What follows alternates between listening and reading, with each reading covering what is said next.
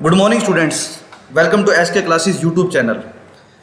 मेरा नाम है हेमंत राजपूत और आज हम करंट अफेयर का नया सेशन पढ़ने वाले हैं 3 मार्च 2021 का। ठीक है मेरे माय डियर स्टूडेंट्स, हम इस सेशन को शुरू करते हैं और शुरू करते हैं पहले क्वेश्चन से। Are you ready? Okay fine, अब हम स्टार्ट करते हैं पहले क्वेश्चन से। देखो भाई, क्वेश्चन नंबर पहला, किस बैंक ने विदेशी लेन देन को गति देने के लिए अमेरिकी बैंक की ब्लॉकचेन तकनीक का उपयोग करने के लिए जेपी मॉर्गन निवेश बैंक एवं वित्तीय सेवा कंपनी के साथ समझौता किया है? अब आप समझना चाहो मैं क्या कहना चाह रहा हूं। पहले मैं इंग्लिश में क्वेश्चन रिपीट करता हूं, फिर आपको समझाता हूं इस क्वेश्चन का पूछने का मतलब क्या है। Which bank has tied up with JP Morgan investment bank and financial services company to use the blockchain technology of US bank to speed up foreign transactions. कहने का मतलब ये है कि यूएस बैंक है, जेपी मॉर्गन बैंक है, उसने किसके साथ टाई अप किया है? ठीक है, किस बैंक के साथ टाई अप किया है कि फाइनेंशियल गतिविधियों को स्पीड अप देने के लिए, यानी कि बूस्ट अप करने के लिए। ठीक है जी, तो पहला ऑप्शन है आईसीआईसीआई बैंक, दूसरा है एसबीआई बैंक, तीसरा है जी एचडीएफसी बैंक और चौथा है एक्सिस बैंक। आपको मौका दिया जाता है, पहले आप बताइए।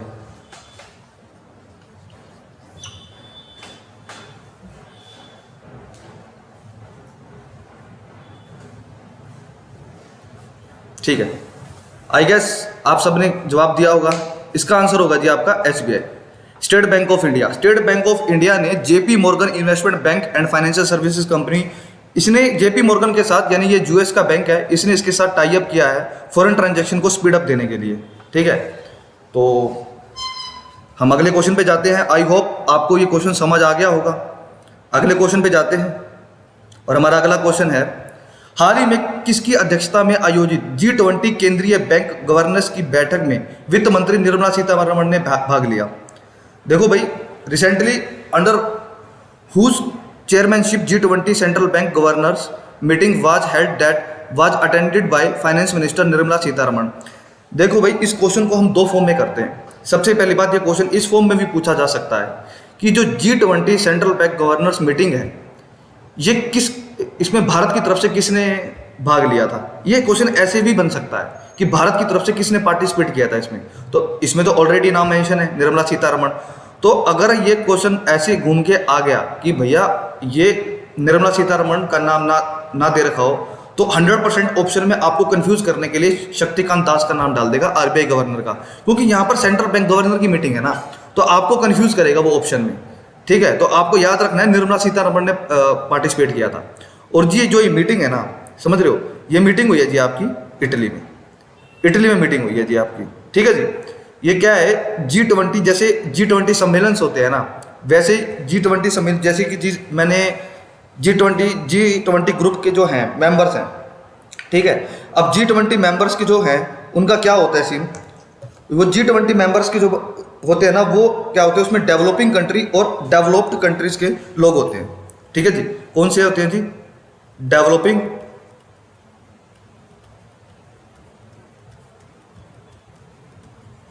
और कौन से होते हैं? डेवलप्ड कंट्रीज के पीपल्स होते हैं। अब जी बात आती है कि G20 का जो सम्मेलन हुआ था, यानी कि G20, सॉरी यहां पर लिख देता हूं मैं, G20 और 2020 का सम्मेलन ये कहां पर हुआ था? तो ये सम्मेलन हुआ था जी आपका सऊदी अरब में। कहां हुआ था जी? सऊदी अरब में। ठीक है जी, अब बात आती है कि 2021 का कहां हुआ? 2021 का हुआ इटली में। अब क्वेश्चन ये है आपसे क्वेश्चन है, आपसे मैं पूछता हूं कि बताओ 2022 का कहां पर होगा? Please comment it. ये होगा जी आपका इंडोनेशिया में। कहां पर? इंडोनेशिया में। अगर मैं आपसे पूछ लूं कि ये बताओ जी 2022 का हो गया, तो 2023 का कहां होगा? तो 2023 का होगा जी आपका कहां पर? आपके प्यारे भारत में। ये प्यारे भारत में होगा। ठीक है जी, ये प्यारे भारत में होगा। ठीक है जी, चलो आगे बढ़ते हैं। मैं फिर से एक बार ये क्वेश्चन समझा देता हूँ कि क्या था कि G20 जो है, G20 ये ग्रुप है किसका? डेवलपिंग और डेवलप्ड कंट्रीज का ये ग्रुप है। तो डेवलप्ड कंट्री के दोनों का ग्रुप है ये सम्मेलन हुआ था किनका? सेंट्रल बैंक के गवर्नर्स का। और इंडिया की तरफ से किसने पार्टिसिपेट किया था? इंडिया की तरफ से पार्टिसिपेट करने वाला था अपनी फाइनेंस मिनिस्टर, जिसका नाम है निर्मला सीतारमण। ठीक है जी, साउथ की है ये, साउथ इंडिया की। और ये सम्मेलन हुआ था 2021 का इटली में, और 2020 का कहाँ हुआ था? सऊदी अरेबिया में। 2020 का कहाँ होगा? नेक्स्ट इंडोनेशिया में। और 2023 का कहाँ होगा? वो होगा जी आपका प्यारे भारत में। चलो अब बढ़ते हैं जी अगले क्वेश्चन पे। भारत द्वारा यूरोप को किस फल के किस्म नेंद्रन का निर्यात किया जाएगा? Which fruit variety Nendran will be exported by India to Europe? यानी कि इंडिया का यूरोप में कौन से फल, नेंद्रन किस्म का जो ये वेराइटी है, वो फल निर्यात किया जाएगा। आई जी बात समझ में? वो फल निर्यात किया जाएगा। अब ये है जी आपका आंसर आएगा इसका बनाना, यानी केला। केले की एक किस्म होती है जिसका नाम है नेंद्रन।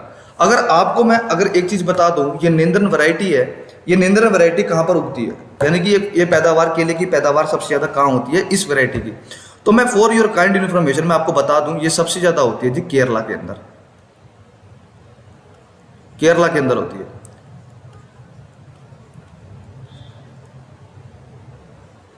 केरला के अंदर होती है। ठीक है जी, आई गेस आपको ये क्वेश्चन समझ आ गया होगा।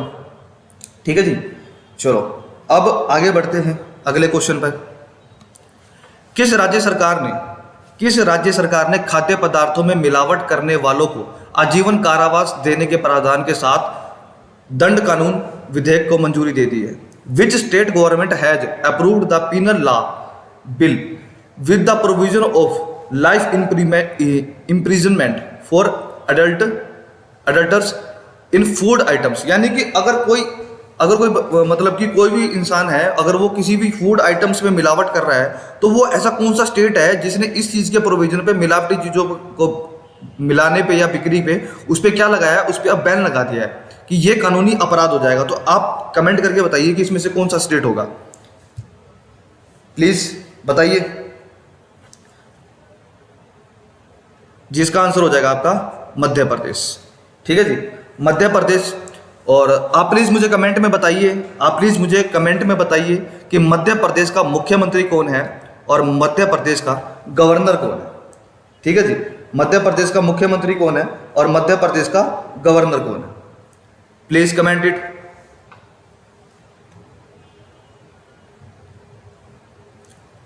अगला क्वेश्चन, किस देश की वायुसेना के 17वीं वर्षगांठ के उत्सव में भारतीय वायुसेना के सारंग, सूर्य किरण तथा लड़ाकू विमान तेजस भाग लेंगे? अब समझना भाई, क्वेश्चन क्या है? In which countries air force 17th anniversary celebration will the Indian air force Sarang, Surya Kiran and fighter aircraft Tejas participate? भाई समझना, ये 4 ऑप्शन है। ये है एशिया की कंट्री, ये श्योर है कि वो कौन सी एशियन कंट्री है, वो कौन सा देश है जिसकी 17वीं वर्षगांठ मनाई जाएगी, जिस पे भारत के 3 लड़ाकू विमान होंगे, वो पार्टिसिपेट करने जाएंगे। और वो लड़ाकू विमान कौन कौन से है जी? वो लड़ाकू विमान है सारंग, सूर्य किरण और लड़ाकू विमान तेजस। ओके फाइन, चलो आप आंसर करो, कमेंट करो कौन सा आंसर होगा इसका। इसका आंसर हो जाएगा जी आपका श्रीलंका। श्रीलंका इसका आंसर होगा, करेक्ट आंसर। ठीक है जी, चलो अब बढ़ते हैं आगे। अंतरराष्ट्रीय निशानेबाजी खेल महासंघ टूर्नामेंट 2021 में अंगद वीर सिंह बाजवा, मेराज अहमद खान एवं गुजोत खंगूरा ने किस देश की टीम को हराकर कांस्य पदक जीता? अब भाई आप इस चीज को गैस करो, आप थोड़ा आइडिया लगाओ कि कौन सी देश को हराया था। अगर न्यूज में काफी प्रचलित रहा था, काफी ये आया था न्यूज में, क्यों आया था वो चीज समझना इसको। ठीक है, ये न्यूज में काफी आया था। इसका आंसर होगा, पहली बात तो इसका आंसर समझ लो, इसका आंसर होगा इसका कजाकिस्तान।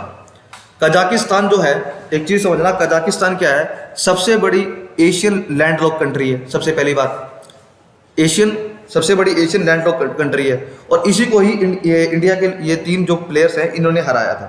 ठीक है, चलो अगले क्वेश्चन में पढ़ते हैं।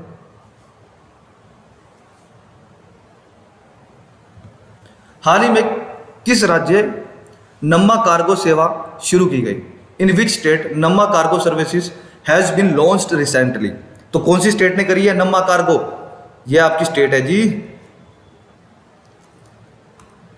ये आपकी स्टेट कौन सी होगी जी? नहीं, बिल्कुल गलत सोच रहे हो आप, ये नहीं होगी।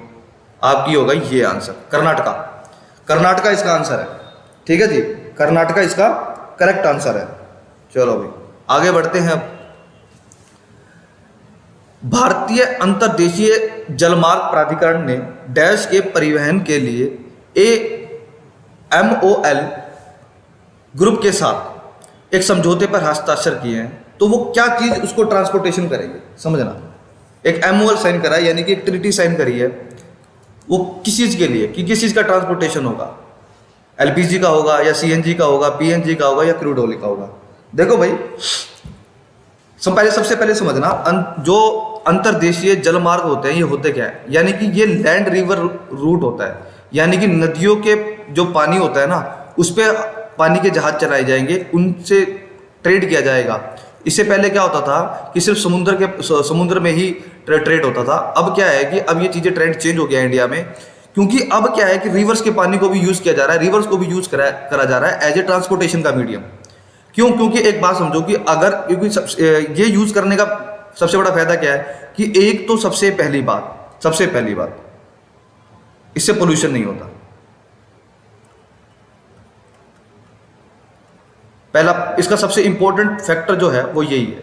इसके बाद कहोगे सर जी दूसरा बताओ। सर से दूसरा इसका ये है कि ये चीप मीडियम होता है, यानी कि अगर आप ट्रेन से, बस से या ट्रक से अगर कोई चीज़ का ट्रांसपोर्टेशन करते हो तो आपको क्या होता है, उसमें कॉस्टिंग जो ट्रांसपोर्टेशन कॉस्ट होती है वो सबसे ज़्यादा होती है। और इस जो रिवर वाटर से आप ट्रांसपोर्ट करते हो इससे क्या होती है, ट्रांसपोर्टेशन कॉस्ट सबसे कम होती है। तो जी इसका आंसर क्या हो जाएगा?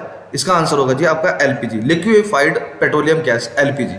ठीक है जी, ओके आगे बढ़ते हैं। Who has been selected for the International Anti-Corruption Champions Award by the Biden administration? भाई किसको सेलेक्ट किया गया है international anti corruption champions award के लिए? अंजलि भारद्वाज, सुनीता कृष्णन, ठीक है, शाहीन मिस्त्री या फिर वंदना शिव को? देखो भाई ये इसका करेक्ट आंसर होगा आपका, इसका करेक्ट आंसर होगा Anjali Bhardwaj. Anjali Bhardwaj is the right answer, ठीक है जी, Anjali Bhardwaj is the right answer. Okay भाई आगे बढ़ते हैं। हाल ही में किस देश की अंतरिक्ष एजेंसी ने अपने मुख्यालय का नाम मेरी W जैक्सन के नाम पर रखा गया है? मेरी W जैक्सन, ये बड़ा ही पॉपुलर नाम है, रिसेंटली न्यूज़ में आपने इसमें उसको पढ़ा भी होगा, ठीक है, मेरी W जैक्सन। तो इसका आंसर हो जाएगा जी अमेरिका। अमेरिका ने किया है जी, अमेरिका ने क्या करा, अमेरिका ने अपनी स्पेस एजेंसी का नाम, उसके जो हेडक्वार्टर का नाम है चेंज करके क्या रख दिया है, मेरी W जैक्सन रख दिया है। आई जी बात समझ में? अमेरिका, इसका करेक्ट आंसर होगा जी अमेरिका। अगला क्वेश्चन देखो, who has been appointed by UN chief Antonio Guterres as the head of the New York based office of the United Nations environment programme? आपका पहला ऑप्शन है सत्या त्रिपाठी, दूसरा लीगिया नरोहा, सुरजीत भल्ला या फिर गीता गोपीनाथ। आप प्लीज कमेंट करके बताइए, आपको पूरा टाइम दिया जाता है। यूनाइटेड नेशंस का, यूनाइटेड नेशंस एनवायरमेंट प्रोग्राम। अब एक चीज समझना भाई, पहले आंसर बताने से पहले आपको मैं एक चीज बता देता हूं। ये क्या कह रहा है, UNEP, United Nations environment programme, ठीक है जी।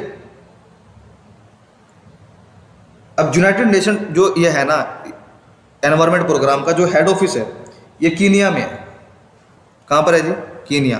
कीनिया के अंदर कहां पर है? नैरोबी में है। कहां पर है जी? नैरोबी में। अब जो ये बात कर रहा है ना UNEP, ये इसके रीजनल ऑफिस की बात कर रहा है। क्योंकि सर जी रीजनल ऑफिस मतलब इसी की एक ब्रांच, RO की बात कर रहा है, रीजनल ऑफिस की बात कर रहा है। आई जी बात समझ में? ये जो UNEP है इसका जो मेन हेडक्वार्टर है वो कीनिया में है, और कीनिया के अंदर का है, नैरोबी में है। अब इन्होंने एक नया जिनका रीजनल ऑफिस है ना उसकी बात कर रहे हैं, उसके लिए जो अपॉइंट किया गया है वो कौन है? तो वो इसका आंसर होगा जी आपका ये लीगिया नरोहा, ये इसका राइट आंसर हो जाएगा, ठीक है जी, ये इसका राइट आंसर हो जाएगा। चलो भाई नेक्स्ट क्वेश्चन पे चलते हैं। भक्ति आंदोलन संत गुरु रविदास जयंती किस दिन को मनाया जा रहा है? भारत में इस साल किस साल मनाया जा रहा है? 28 फरवरी, 27 फरवरी, 23 फरवरी या 25 फरवरी? इसका आंसर होगा जी 27 फरवरी।